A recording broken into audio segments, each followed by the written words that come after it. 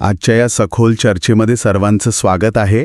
आज आपण एका अशा विषयावर बोलणार आहोत जो ऐकून कदाचित तुम्हालाही थोडा धक्का बसेल. समजा एक शिक्षक आहे आणि तो गेल्या 20 वर्षांपासून एका शाळेत अगदी प्रामाणिकपणे शिकवतोय. त्याचे केस आता पांढरे व्हायला लागलेत. हो, म्हणजे अनेक पिढ्या त्यांनी घडवल्या असतील. अगदी बरोबर. हजारो विद्यार्थी त्यांच्या हाताखालून गेलेत. त्यांनी आजवर शासनाच्या सर्व नियमांचं पालन केलंय आणि अचानक एक दिवस त्यांच्या हातात एक नोटीस पडते. बापरे, कसली नोटीस? त्या नोटीसमध्ये लिहिलंय की एका नव्या नियमानुसार तुम्हाला आता एक विशिष्ट परीक्षा पास करावी लागेल आणि जर ती परीक्षा येत्या 2 वर्षात पास केली नाही तर थेट नोकरीवरून काढून टाकलं जाईल. हो. तुमचा 20 वर्षांचा अनुभव, तुमची पदोन्नती, निवृत्तीवेतन सगळं काही रद्द होईल. हजारो शिक्षकांसाठी ही केवळ एक धडकी भरवणारी कल्पना नव्हती, तर हे एक भयानक वास्तव बनलं होतं. खरं तर हे वास्तव इतकं अचानक समोर आलं होतं की त्याने संपूर्ण शिक्षण व्यवस्थेच्या पायालाच मोठा हादरा दिला. म्हणजे एखाद्या व्यक्तीने आपलं संपूर्ण आयुष्य एका व्यवसायाला दिलं असेल आणि उतारावयात जर त्याच्या नोकरीवर अशी टांगती तलवार आली तर ती केवळ त्या व्यक्तीची नाही तर संपूर्ण कुटुंबाची वाताहत असते. म्हणूनच आजच्या या विशेष सखोल चर्चेमध्ये आपण याच टांगत्या तलवारीबद्दल आणि त्यातून मार्ग काढण्यासाठी आलेल्या एका नव्या आशेच्या किरणाबद्दल बोलणार आहोत. आपला आजचा विषय आहे निशुल्क आणि सक्तीच्या शिक्षणाचा अधिकार दुरुस्ती विधेयक 2026. हो, ज्याला आपण आरटी दुरुस्ती विधेयक म्हणतो. नक्कीच. 13 मार्च 2026 रोजी भारताच्या राजपत्रात म्हणजे गॅझेटमध्ये हे विधेयक क्रमांक 27 सादर करण्यात आलं आहे आणि आज आपण याच राजपत्राचे आणि त्यातील जे काही कायदेशीर बारकावे आहेत त्यांचं सविस्तर विश्लेषण करणार आहोत. हे खूपच गरजेचं आहे कारण हा विषय अत्यंत संवेदनशील आणि थोडा गुंतागुंतीचा सुद्धा आहे. हो ना, म्हणजे हे विधेयक नेमकं कशाशी संबंधित आहे, या नव्या दुरुस्तीची गरज का पडली आणि महाराष्ट्रासह देशभरातील जुन्या शिक्षकांना याचा कसा फायदा होणार आहे, हे सगळं आपण पाहणार आहोत. आणि हो, सर्वोच्च न्यायालयाचा तो एक अत्यंत महत्त्वाचा निकाल जो या सगळ्याच्या केंद्रस्थानी आहे त्याच्याही आपण मुळाशी जाणार आहोत. अगदी बरोबर. इथे एका बाजूला कायद्याचा कठोरपणा आहे आणि दुसऱ्या बाजूला लाखो शिक्षकांचं आयुष्य आहे. जेव्हा आपण या राजपत्राचा सविस्तर अभ्यास करतो तेव्हा लक्षात येतं की हे केवळ एक कागदपत्र नाहीये, तर हा एका प्रदीर्घ संघर्षाचा परिणाम आहे. तसं पाहिलं तर या संघर्षाची सुरुवात कुठून झाली हे समजून घेणं खूप महत्त्वाचं आहे. कारण हे विधेयक काही अचानक आकाशातून पडलेलं नाहीये. याची पाळेमुळं सर्वोच्च न्यायालयाच्या एका निर्णयात दडलेली आहेत. हो, 1 सप्टेंबर 2025 ची ती तारीख. एक्झॅक्टली. या दिवशी सर्वोच्च न्यायालयाने एक निकाल दिला ज्याने शिक्षण क्षेत्रात अक्षरशः भूकंप आणला. मला वाटतं आपण त्या खटल्यापासूनच आजच्या या चर्चेला सुरुवात करावी. नक्कीच. तो अत्यंत कळीचा खटला होता. त्याचं नाव होतं अंजुमन इशात-ए-तालीम ट्रस्ट विरुद्ध महाराष्ट्र राज्य. आता या खटल्याची पार्श्वभूमी आपण थोडक्यात समजून घेऊया. 2009 मध्ये निशुल्क आणि सक्तीच्या शिक्षणाचा अधिकार कायदा म्हणजेच आरटीई कायदा संमत झाला. हो, शिक्षणाचा हक्क. बरोबर. आणि ह्या कायद्याने शिक्षणाचा दर्जा उंचावण्यासाठी शिक्षक पात्रता परीक्षा, ज्याला आपण टीईटी म्हणतो, ती अनिवार्य केली. इथपर्यंत सगळं ठीक होतं. पण खरी अडचण अशी होती की या कायद्याच्या आधीपासून जे लाखो शिक्षक आधीच नोकरीवर होते त्यांचं काय? हाच तर खरा प्रश्न होता. आणि याच अंजुमन ट्रस्टच्या खटल्यात सर्वोच्च न्यायालयाने जो निकाल दिला त्याने सगळ्यांनाच मोठा धक्का बसला. न्यायालयाने अत्यंत कठोर शब्दांत स्पष्ट केलं की टीईटी परीक्षा केवळ नवीन नियुक्त्यांसाठीच नाही तर आरटीई कायदा लागू होण्यापूर्वी नियुक्त झालेल्या सर्व जुन्या शिक्षकांसाठीही सक्तीची आहे. एक मिनिट, म्हणजे जे शिक्षक 2005 मध्ये किंवा अगदी 1998 मध्ये नोकरीला लागलेत त्यांनाही आता 25 वर्षांनंतर टीईटी द्यावी लागणार होती. होय, आणि नुसती द्यावी लागणार नव्हती. न्यायालयाने थेट एक कालमर्यादा आखून दिली. त्यांनी असे निर्देश दिले की ज्या शिक्षकांची 5 वर्षांपेक्षा जास्त सेवा शिल्लक आहे त्यांनी 2 वर्षांच्या आत म्हणजेच 1 सप्टेंबर 2027 पर्यंत ही परीक्षा कोणत्याही परिस्थितीत उत्तीर्ण होणं अनिवार्य आहे. बापरे. आणि जर ते पास झाले नाहीत तर? जर ते यात अपयशी ठरले तर त्यांना सक्तीने निवृत्त केलं जाईल, म्हणजेच सरळ सरळ नोकरीवरून काढून टाकलं जाईल. हा निर्णय ऐकताना मला एका खेळाची आठवण येते. म्हणजे बघा, समजा एखादा खेळाडू गेल्या 20 वर्षांपासून अत्यंत प्रामाणिकपणे त्यावेळच्या सर्व नियमांचं पालन करून क्रिकेट खेळतोय, अच्छा. तो त्या संघाचा एक अत्यंत महत्त्वाचा आणि अनुभवी भाग बनलाय.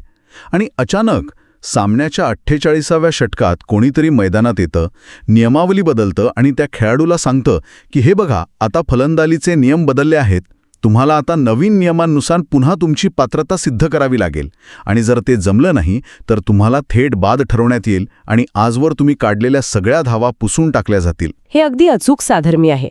तुम्ही विचार करा, जो शिक्षक गेल्या 20 वर्षांपासून मुलांना उत्तम प्रकारे शिकवत आहे, ज्याचं मूल्यमापन आजवर केवळ त्याच्या अनुभवावर आणि विद्यार्थ्यांच्या प्रगतीवर होत होतं, त्याला अचानक एका लेखी परीक्षेच्या तराजूत मोजलं जाऊ लागलं. हो, आणि हे खूपच अन्यायकारक वाटतं. आणि सर्वात भयानक भाग म्हणजे या परीक्षेचा निकाल त्यांच्या अस्तित्वाशी जोडला गेला. यामुळे काय परिणाम झाला असेल याची आपण कल्पना करू शकतो. अनेक शिक्षक जे वयाच्या 50शीत होते, ज्यांनी पुस्तकी अभ्यासापेक्षा व्यावहारिक ज्ञान जास्त आत्मसात केलं होतं, त्यांच्यात प्रचंड भीतीचं वातावरण निर्माण झालं. साहजिकच आहे. त्यांची पदोन्नती थांबली असेल, सेवेचं सातत्य धोक्यात आलं. हो, आणि उतारवयाचा आधार असणारं निवृत्तीवेतनसुद्धा हिरावून घेतलं जाण्याची शक्यता निर्माण झाली. या सर्व प्रकारामुळे राज्य सरकारही मोठी कोंडीत सापडली होती. कारण इतक्या मोठ्या प्रमाणावर अनुभवी शिक्षकांना एका झटक्यात काढून टाकलं तर संपूर्ण शिक्षण व्यवस्थाच कोसळली असती. आणि म्हणूनच संसदेला यामध्ये हस्तक्षेप करणं भाग पडलं, बरोबर? आणि इथेच आपण ज्या राजपत्राचा उल्लेख सुरुवातीला केला, बरोबर, ते विधेयक क्रमांक 27 अस्तित्वात येतं. अगदी बरोबर. ठीक आहे, आपण आता हे थोडं उलगडून पाहूया. हे नवीन राजपत्र नेमकं काय सांगतं आणि ते या समस्येवर कसा उपाय शोधतं? कारण स्रोतांनुसार हे विधेयक खासदार जॉन ब्रिटास यांनी राज्यसभेत मांडलं आहे. या विधेयकाचा मुख्य उद्देश काय आहे? या विधेयकाचा मुख्य उद्देश संविधानातील निष्पक्षता आणि वाजवीपणा, ज्याला आपण फेअरनेस म्हणतो, या अत्यंत मूलभूत तत्वांचं रक्षण करणं हा आहे. जेव्हा संसदेने हे विधेयक तयार केलं तेव्हा त्यांनी कायद्याच्या एका अत्यंत महत्त्वाच्या संकल्पनेचा आधार घेतला आहे. कोणती संकल्पना? ती संकल्पना आहे कायदेशीर अपेक्षांचा अधिकार. कायद्याच्या भाषेत याला डॉक्ट्रिन ऑफ लेजिटिमेट एक्सपेक्टेशन असे म्हणतात. ही संकल्पना थोडी जड वाटतेय. ही सामान्य माणसाला समजेल अशा सोप्या भाषेत कशी सांगता येईल? नक्कीच. सोप्या भाषेत सांगायचं तर हा नागरिक आणि राज्यकर्ते यांच्यातील एक प्रकारचा अलिखित करार आहे. समजा शासनाने 2005 साली एक जाहिरात काढली की आम्हाला शिक्षक हवेत. त्यासाठी त्यांनी डीएड किंवा बीएड ही पात्रता निश्चित केली. बरं, तुम्ही ती पात्रता पूर्ण केली, मुलाखत दिली आणि शासनाने तुम्हाला नोकरीवर ठेवलं. आता इथे तुमची शासनाकडून एक कायदेशीर अपेक्षा निर्माण होते की जोवर तुम्ही तुमचं काम प्रामाणिकपणे करत आहात तोवर शासन अचानक 20 वर्षांनी एखादा नवीन आणि जाचक नियम आणून तुम्हाला जुन्या तारखेपासून अपात्र ठरवणार नाही. हो, म्हणजे मी शासनाच्या नियमांनुसारच कळत होतो ना. तुम्हीच नियम बनवले आणि आता तुम्हीच ते बदलून मला शिक्षा कशी देऊ शकता? एक्झॅक्टली. सर्वोच्च न्यायालयाच्या निकालाने या कायदेशीर अपेक्षेलाच तडा दिला होता. म्हणूनच या नवीन विधेयकाद्वारे एक अत्यंत निर्णायक आणि ऐतिहासिक बदल सुचवण्यात आलाय. या विधेयकानुसार टीईटी परीक्षा उत्तीर्ण होण्याची अट आता पूर्वलक्षी प्रभावाने म्हणजे जुन्या तारखेपासून लागू केली जाणार नाही. अच्छा, म्हणजे रेट्रोस्पेक्टिव्हली लागू होणार नाही. बरोबर. त्याऐवजी ती केवळ भविष्यलक्षी प्रभावाने म्हणजेच प्रॉस्पेक्टिव्हली केवळ नवीन नियुक्त्यांसाठीच लागू केली जाईल. हा खरोखरच एक प्रचंड मोठा दिलासा आहे. म्हणजे जे जुने शिक्षक आहेत, जे आरटी कायदा येण्यापूर्वीपासून सेवेत आहेत, त्यांना आता ही टीईटीची टांगती तलवार घाबरवणार नाही. पण इथे मला एका गोष्टीची विशेष उत्सुकता आहे. आपण वारंवार महाराष्ट्राचा उल्लेख करतोय. हे विधेयक जेव्हा मंजूर होईल तेव्हा याचा महाराष्ट्रावर काय आणि कसा परिणाम होईल? हे विधेयक संसदेत मंजूर झाल्यावर अर्थातच ते संपूर्ण देशाला लागू होईल. पण महाराष्ट्रासाठी याचा एक अतिशय जिव्हाळ्याचा आणि थेट संदर्भ आहे. आपण सुरुवातीला अंजुमन इशात ए तालीम ट्रस्ट या ज्या खटल्याचा उल्लेख केला, तो खटला मुळात महाराष्ट्र राज्याशीच संबंधित होता. अरेच्छा, म्हणजे तो महाराष्ट्रातलाच खटला होता? हो, आणि महाराष्ट्रात अनुदानित आणि खासगी शाळांचं एक फार मोठं जाळं आहे. त्यामुळे सर्वोच्च न्यायालयाच्या त्या निकालाचा सर्वात पहिला, सर्वात मोठा आणि सर्वात थेट फटका महाराष्ट्रातील शिक्षण व्यवस्थेला बसला होता. येथील हजारो शिक्षकांच्या नोकऱ्या एका रात्रीत धोक्यात आल्या होत्या. म्हणजे ज्या राज्यांमध्ये या समस्येचा आणि भीतीचा सर्वात मोठा स्फोट झाला, त्याच राज्यातील हजारो शिक्षकांसाठी हे दुरुस्ती विधेयक एक प्रकारे संजीवनी ठरणार आहे असं म्हणता येईल. नक्कीच. ज्या शिक्षकांची सेवा आता 15-20 वर्ष किंवा त्याहून अधिक झाली आहे, ज्यांच्या नियुक्त्या त्यांच्या काळातील नियमांनुसार पूर्णपणे कायदेशीर आणि वैध होत्या, त्यांच्या डोक्यावर आता सक्तीच्या निवृत्तीची भीती राहणार नाही. एवढंच नाही तर केवळ टीईटी नाही म्हणून ज्यांच्या पदोन्नत्या रोखण्यात आल्या होत्या, त्यांचे ते पदोन्नतीचे मार्ग आता मोकळे राहतील. आणि त्यांचं निवृत्तीचे फायदे सुद्धा अबाधित राहतील? हो, निवृत्तीनंतरचे सर्व आर्थिक फायदे पूर्णपणे सुरक्षित राहतील. पण इथे मला तुम्हाला थोडं थांबावं असं वाटतंय. आपण शिक्षकांच्या नोकरीच्या सुरक्षेबद्दल खूप बोललो आणि ते आवश्यकही आहे. पण एक साहजिक प्रश्न इथे निर्माण होतो. RTE कायदा म्हणजे शिक्षणाचा अधिकार कायदा हा मुळात कोणासाठी बनवला होता? अर्थातच मुलांसाठी. हो, तो मुलांसाठी बनवला होता. मुलांना गुणवत्तापूर्ण शिक्षण मिळण्याचा तो अधिकार आहे. जर आपण जुन्या शिक्षकांसाठी पात्रता परीक्षा रद्द केली तर मग शिक्षणाचा दर्जा कसा राखला जाणार? आपण एका बाजूला शिक्षकांना वाचवताना दुसऱ्या बाजूला लाखो विद्यार्थ्यांच्या भविष्याशी आणि शिक्षणाच्या गुणवत्तेशी तडजोड तर करत नाही ना? हा एक अतिशय उत्कृष्ट आणि कळीचा प्रश्न आहे. आणि मला सांगायला आनंद वाटतो की या विधेयकाचे निर्माते या मुद्द्याकडे अजिबात दुर्लक्ष करत नाहीत. हे राजपत्र केवळ शिक्षकांना सूट देऊन थांबत नाही. राजपत्रातील विश्लेषण आणि त्यातील उद्दिष्टांच्या स्पष्टीकरणात यावर सविस्तर भाष्य केलं आहे. अच्छा, म्हणजे त्यात गुणवत्तेबद्दलही काही तरतूद आहे? होय, शिक्षणाचा दर्जा आणि मानांकन उंचावण्यासाठी शिक्षकांचं व्यावसायिक अद्ययावतीकरण आणि प्रशिक्षण सुरूच राहील, असं त्यात स्पष्ट म्हटलं आहे. म्हणजे त्यांना अजूनही नवीन गोष्टी, नवीन शिक्षण पद्धती शिकाव्याच लागतील? 100% शिकाव्या लागतील. पण इथे एक अत्यंत महत्त्वाचा आणि मूलभूत फरक आहे. हे प्रशिक्षण आता कोणत्याही शिक्षेशी जोडलेलं नसेल. म्हणजे पूर्वी दृष्टिकोन कसा झाला होता की तुम्ही ही परीक्षा पास व्हा, नाहीतर तुमची नोकरी जाईल. बरोबर. आता तो दृष्टिकोन बदलून असा होईल की तुम्ही हे नवीन तंत्रज्ञान, हे नवीन प्रशिक्षण घ्या, जेणेकरून तुम्ही मुलांना अधिक चांगल्या प्रकारे शिकवू शकाल. हा एक अतिशय सकारात्मक बदल आहे. आहा, हा फरक खरोखरच खूप मोठा आहे. म्हणजे तुम्ही शिक्षकांना अद्ययावत करत आहात, पण त्यांना घाबरवून नाही. तुम्ही त्यांच्या मानगुटीवर नोकरी जाण्याची तलवार ठेवून त्यांना शिकायला लावत नाही आहात. अगदी बरोबर. कारण भीतीपोटी दिलेली परीक्षा गुणवत्ता वाढवत नाही, ती फक्त ताण वाढवते. एका बाजूला शिक्षण प्रक्रियेत सुधारणा सुरू राहील, पण ती प्रक्रिया शिक्षकांच्या पोटावर पाय देऊन होणार नाही. हा या विधेयकाचा एक खूपच परिपक्व आणि संतुलित दृष्टिकोन आहे. हे सगळं ऐकताना चित्र खूप स्पष्ट वाटत असलं तरी माझ्या मनात आणि नक्कीच हे ऐकणाऱ्या अनेकांच्या मनात अजूनही काही शंका आहेत. कारण जेव्हा कोणताही कायदा बदलतो तेव्हा तो अनेक जुने प्रश्न सोडवतो, पण काही नवीन गुंतागुंत सुद्धा निर्माण करतो. हो, ते तर आहेच. आपण ज्या स्रोतांचा अभ्यास केला आहे त्यामध्ये असे काही प्रश्न उपस्थित केले आहेत ज्यावर भविष्यात मोठी चर्चा होऊ शकते. आपण त्यातील काही महत्त्वाचे प्रश्न आणि त्यांची उत्तरे उलगडण्याचा प्रयत्न करूया. नक्कीच. यावरून एक अत्यंत महत्त्वाचा प्रश्न निर्माण होतो की कायद्याची अंमलबजावणी प्रत्यक्ष कशी होणार. तर सर्वात पहिला आणि थेट प्रश्न, टीईटी परीक्षा आता जुन्या शिक्षकांना खरोखरच कधीच द्यावी लागणार नाही का? हे विधेयक त्यांना 100% कायदेशीर संरक्षण देतं का? या विधेयकाचा मसुदा पाहता याचं उत्तर होकारार्थी आहे. ज्यांची नियुक्ती RTE कायदा लागू होण्यापूर्वीची आहे आणि ती तत्कालीन नियमांनुसार वैध आहे, त्यांना ही परीक्षा देण्यापासून पूर्ण कायदेशीर संरक्षण मिळणार आहे. केवळ त्यांच्याकडे TETचं प्रमाणपत्र नाही, या एकाच कारणावरून त्यांची सेवा समाप्त केली जाऊ शकणार नाही. बर, हा झाला जुन्या शिक्षकांचा मुद्दा. पण इथे एक दुसरी मोठी मेख आहे.